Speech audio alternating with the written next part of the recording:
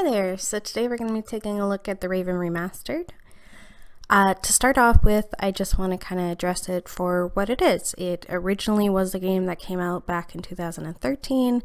Now they're re-releasing it back in 2018.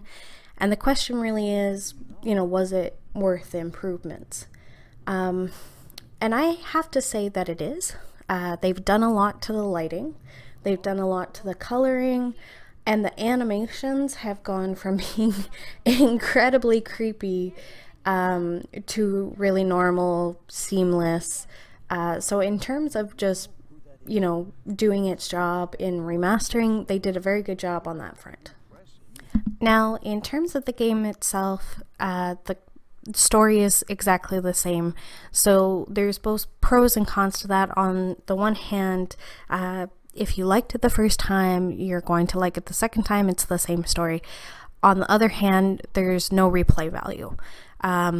In terms of the dialogue, it's really structured in a way where you have to go through a certain tone.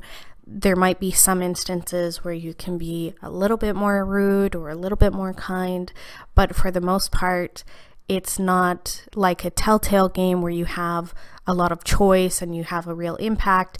This is really more of a movie-going experience, like where you are actively progressing the story forward, but there's a structure to it that really cannot be changed. At times that can make the mechanics a little frustrating because you can see the end result, what they want you to do, but you can't get to it unless you do, the steps ahead of it.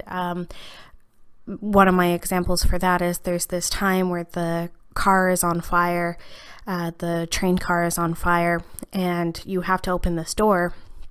So the progression that the story wants you to take is it wants you to try with your hand first, then you have to try to turn off the brake, then you have to go get a cloth, you have to wash that cloth with cold water, then you have to try that, and then as a final step you can use the axe and just open the door. Whereas when I was looking at the circumstance, I was like, why can't I just use the axe?